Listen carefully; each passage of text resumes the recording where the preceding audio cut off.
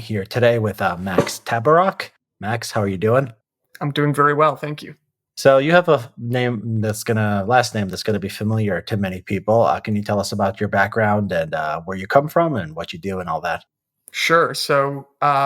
Right now I'm an undergraduate student at the University of Virginia studying economics and math. So my dad is also a professor of economics, so I've grown up in and around the GMU econ department. Alex Tabarrok, Tyler Cowan, Brian Kaplan, these are the people, my biggest sort of role models and intellectual influences. So that's always been a lot of fun talking to them and hanging out with them. Yeah, mine too. You're lucky. I think a lot of people are going to listen to this and think you have a great background and Yeah, background to get a lot of experience and yeah, it definitely. would make sense. You're going to be you're studying to be you want to be an economist, right?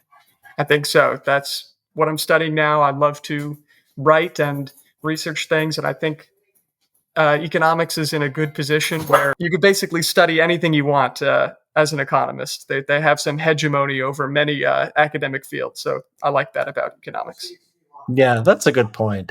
Most other fields, if you can't go far off into left field, like in political science, if you want, you could study anything. You could study personal relationships in economics. You can branch into politics, business. Yeah, basically covers everywhere where humans make decisions about something. Economics has a role to play, while in other fields, yeah, not as much. I like that. I think we're over specialized in academia and intellectual life. And if there's a field that's not over specialized, I think that's a good thing. So your essay was called "No Money, Mo Problems." It's about science funding. It was achieved second place in the CSPI Essay Contest. Can you just tell us about the essay? What's the problem that you see, and how are you trying to solve it? Yeah, so the basic thrust of the essay is so it starts out accepting the common sense about how science and technology basic research have big positive externalities, and people say, well, because of this we should have some government subsidy or some government-led production of these things. And I think that's fair, the logic makes sense. But when you actually go and look at the way science is funded, it turns out to be extremely inefficient, and there are these this long list of kind of turbulent second order effects which dissipate the positive effect of government transfers. And we have this big, bottom line number of like $120 billion a year that the government spends funding research and development. But it seems like lately we aren't getting much for our money. So that was the idea of the essay, to figure out, well, what is the problem here and how can we solve it best? Yeah, and what's your reasoning? What's your evidence that we're not getting all that we could out of that money? So, one highlight point that I make in the essay is that half of all research papers, half of all scientific papers that have ever been published have been published in the last 12 years. Yeah, But if we look around us, there's no way that half of all scientific progress has been made in the last 12 years. It's probably not even 10%, even though it is accelerating. So that alone tells you that there's been a big sort of devaluation. Like the average scientific paper is now making much less progress than it used to in the past. So uh-huh. there's definitely something going on there. Okay. Yeah, we hear your dog in the background, but I think that's okay. That adds some realism to the conversation. Yeah, so I'm sorry about that. He's walking around here, he's No, no, looking for scraps. let him roam free. That's fine. So when you say half of all science has been produced in the last 12 years, does that include a social science? How are they measuring these papers?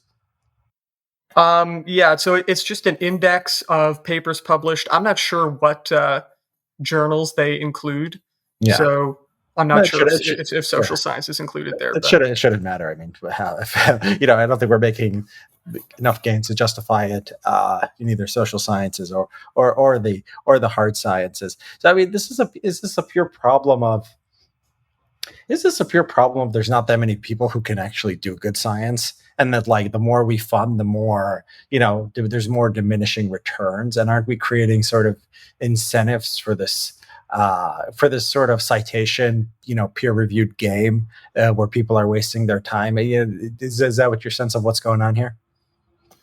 I think in some sense that's right. So I do definitely think that the way the funding is distributed through these competitive grants does lead scientists to kind of converge their ideas and support the prevailing paradigms rather than trying to make big discoveries.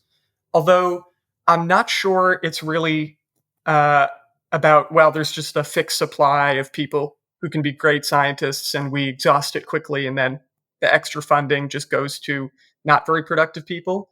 Because, uh, you know, over the past several decades, the world's population has, of course, grown a lot. So even if there's a fixed fraction of good scientists, we'd expect there to be much better science uh, by that.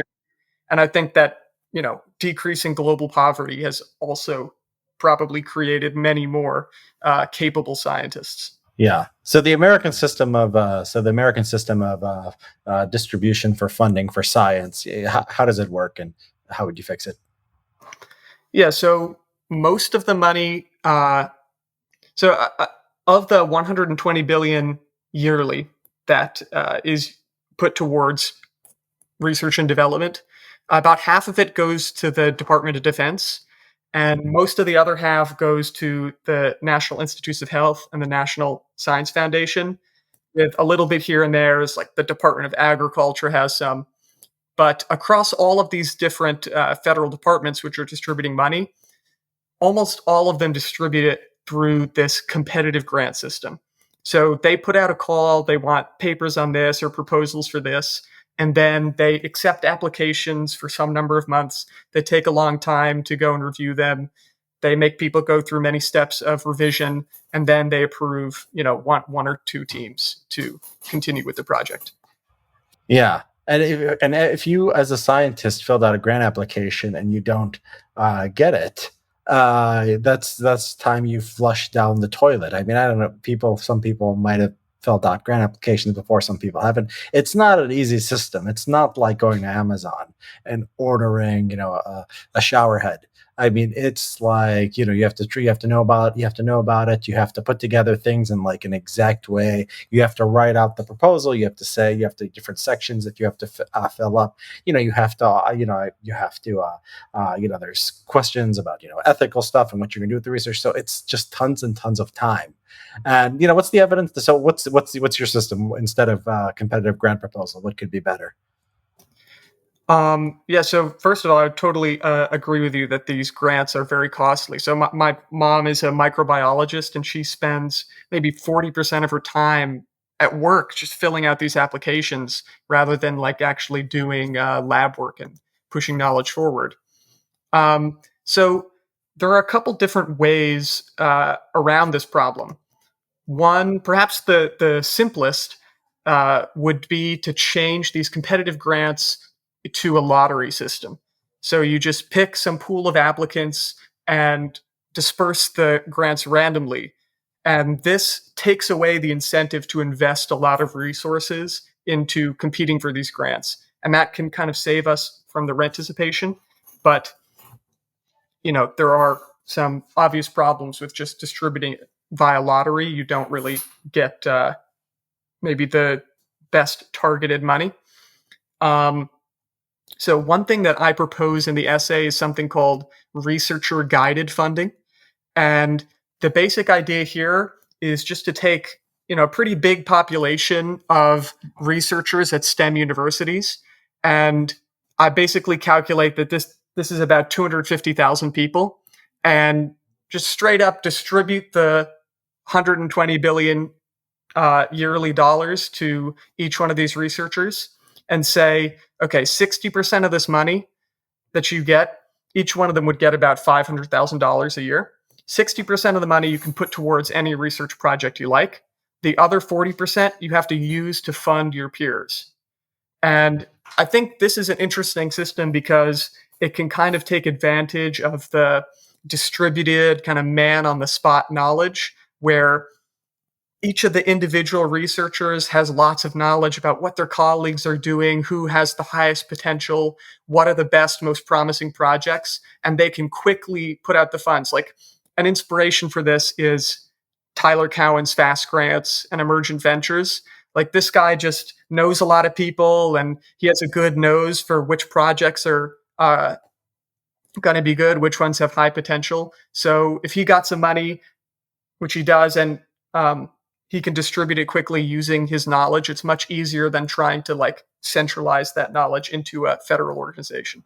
Mhm. Wouldn't people just sort of give it to their buddies? So if you're, if you have if there's like some great project that would require a lot of people sending their, a couple $100,000, everyone's just going to have, a little stake in that. There's no incentive to really, be part of that. Well, I think what people might do is just give it to their, friends down the line, or do it on, political basis, or do things that make them look good.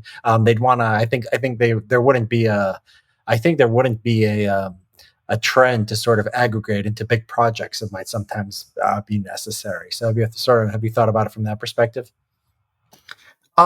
Yeah, so I think that's fair, although I'm not sure that's necessarily a bad thing. Like another very recent trend in modern science is these papers with hundreds or even thousands of authors.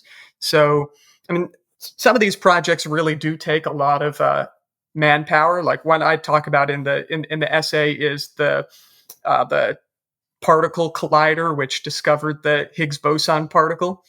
And the paper which reported this discovery had over 5,000 authors, um, which is a lot of people. So if this research funding sort of pushes towards more individual papers or smaller groups, that might be a good thing. I'm not totally sure. In terms of the kind of nepotism dynamics, just giving the funding to your friends, uh, I think that could happen, but uh, it already happens with our current system as well. Like there's quite a bit of political uh, political dynamics in the way that grants are given and in the way that scientific prestige currently works, who gets accepted at the journals. If you know the editor of Nature, the chance that your paper will get in is much higher. If you're prestigious scientist at a top school versus one that nobody cares about, or it's some international school, even if your research is really good. So I'm not sure that the sort of political social dynamics of this researcher guided funding are much worse than they are in our current system.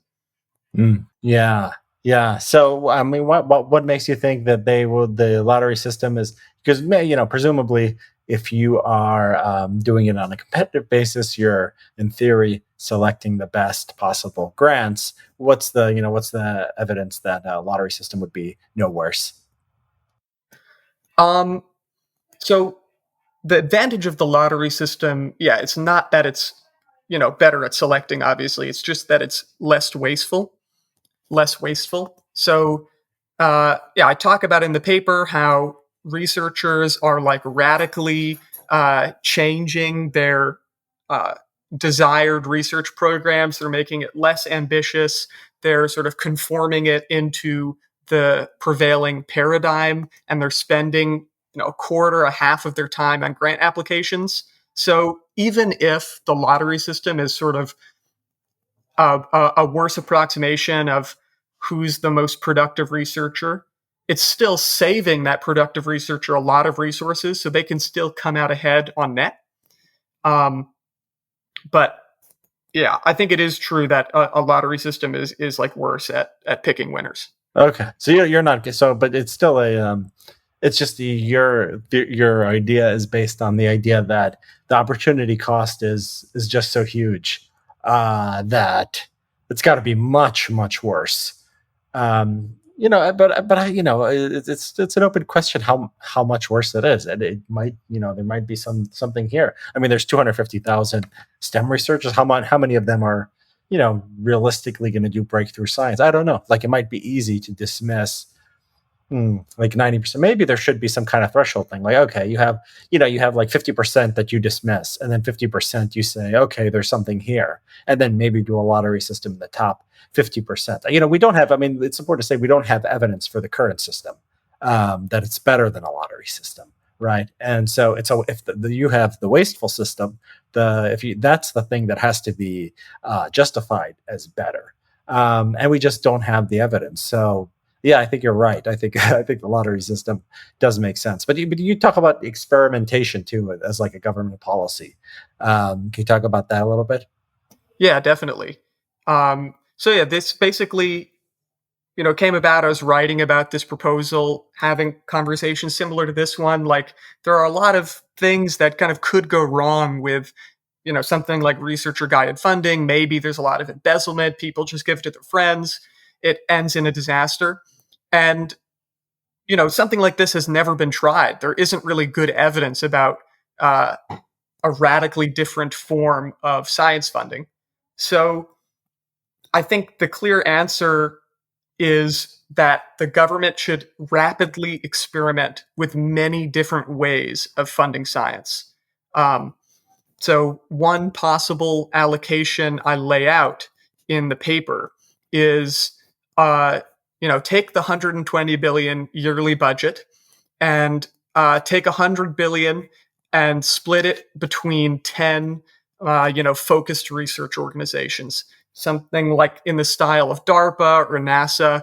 Say, we're going to give this organization $10 billion. Go try and solve this problem. Try to build a flying car. Try to make fusion energy. Try to build a space elevator. Something ambitious and cool.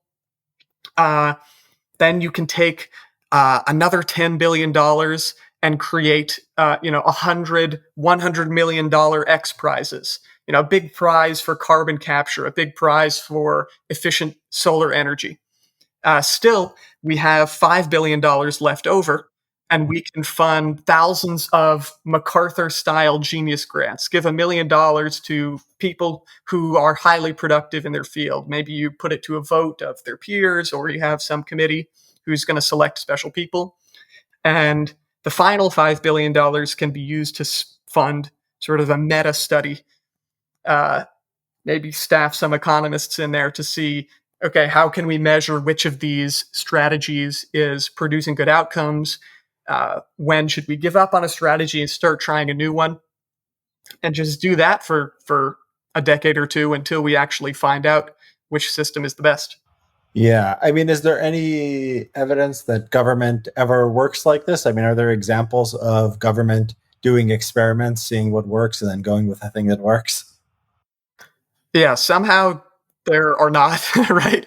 Like, and this should be extremely confusing to even, like, I mean, I think it is sort of intuitive to libertarians who spend a lot of time thinking about government failures. They say, oh, of course, like, of course the government doesn't really care about what's true. But I think people anywhere on the political spectrum should be really confused about why governments don't spend more time experimenting and just trying to figure out what the right policy is. Like, they could run some randomized control trials. Like, people talk about states as the laboratories of democracy. I think maybe James Madison said that, but they've almost never been used that way. But why not? Why, like, why don't we, David Card and Alan Kruger got so much mileage out of some small differences in minimum wage policy between New Jersey and Pennsylvania. Why don't we take that and start running some actual A/B experiments? We can get some real data and figure out what the best Yeah. strategy But is. you know why. I mean, you know the real reason why governments don't do this. You can't handle the truth. They don't care. Yeah, the incentives do not line up. I think there's, there has to be a way to take this stuff more, take the sort of the political difficulties more seriously and think about sort of the times when the political difficulties have been overcome and sort of what that takes. Um, The Chinese system apparently has some kind of experimentation. You might want to read about that. They apparently do things at the regional level. The regions in China are sometimes very very huge, or they have a kind of a tournament thing where basically they have a goal, and then the different regions can experiment in their own way. Who how fair it is or not. I mean, there's been some papers written about the system could be corrupted and stuff, but there's at least an effort to try to do something like this. Um, yeah. So, do we spend? What about the? Do you have a sense of how much we spend on? The. I guess going back to the original point that science is a public good, and it should have government funding. How sure are we of that? Because it's like government's going to waste a lot of money. Government is not necessarily going to be very good at this. So maybe in theory there could be something, there's something to that. But if just like, I don't know, you could imagine like a mandate of like, you could imagine just taking money from somewhere and giving it to like the best corporations and say spend it on science that will make you money, and like by accident, or by indirectly, you can get maybe something that benefits humanity at large. I mean, even in the private sector, I mean, the things that are invented in the private sector, it's not like what's the guy's name who the fertilizer guy, the guy who saved Norman all. Borlaug. Yes. Okay. So like he did not. I don't know how rich he got, but he did not get rich enough to compensate himself, right? So maybe it's just the answer is just let the market do it, and then we'll get the benefits of it. Just push science forward. You don't have to sort of think about ahead of time what's going to benefit most of humanity. Yeah, so I think that's fair. Like it just kind of depends on, okay, are you going to model the government as a rational welfare maximizing agent, or are you going to model the government in a slightly more realistic way and consider the incentives of the people involved? So actually, in sort of the original draft of this essay, which was much too long, I had a section about, well, what would a totally unsupported market do with science? So like, comparing it to an ideal world where the social benefits are fully internalized, we're confident that the market would produce less science than optimal. But that doesn't mean it's not the best we can do. It doesn't mean that it's not better than any feasible government system. And if I'm right that, the best way to get good government funding of science is for the government to rapidly experiment with many different ways to do it, then it seems likely that, in fact, an unregulated market system is the best we can do, because at least the path towards an unregulated market system is clear. I've never heard anybody have a concrete plan of, yeah, how are we going to lead the government into actually running a bunch of experiments and trying to recursively improve itself. Yeah, especially since it's a long-term sort of goal. Well, sometimes things, talking to people who work in government, often if it's done within the agencies, like it can be, you can take more of a long-term perspective, but the incentives often don't line up, even there. So yeah, it's hard. Yeah, Um, I think that's a good point. Like the government doesn't internalize temporal externalities very well. Like, you know, a president is only in office for 4 or 8 years, but technologies often have impacts over decades and centuries. So even a, well-meaning or well-run democratic government in some way is going to struggle to internalize these temporal externalities, which might be the most important source of kind of like underproduction when we're talking about the impact of technology. Yeah, yeah. Do you have do you have so the 120 billion, half of it goes to the military. The military budget is something like 800 billion now. So we're not really spending all that much money on science just compared to the military alone. And then you take in all the other things the government does. What are administration costs, by the way? You say we spend 120 billion. How much of that is just like hiring the grant reviewers and processing the applications and all that stuff? That's a good question. I'm not sure off the top of my head, but I know the NIH does have thousands of employees who are, Yeah. Well, there's earning. your other problem too. They need jobs. right? And so Yeah, this is an interest group that is not going to want to be, fired basically, because they'll have definitely. nothing to do. So I you mean, don't need them for a lot how of could you fire them? Don't you believe in the science? yeah, exactly, Yeah, exactly. You're cutting science. They'll say you're cutting science funding because X, you cut X number of people working in science from the federal government. Uh, exactly. so yeah, there's political difficulties here. I think you're embedded in sort of the progress community and these people who have smart ideas. But I think I think there's I think a lot often they're not thinking too much about politics. Have you talked to Alex Stapp or the Institute for Progress? They're at least trying. They're progress studies people who are at least trying to think carefully about politics and how to influence policy. Yeah, I have talked to them. They're a great group. Lots of really cool writers and thinkers there. I'm very glad they're doing what they're doing. Um, I guess I'm not that for like I don't know how impactful the average think tank is.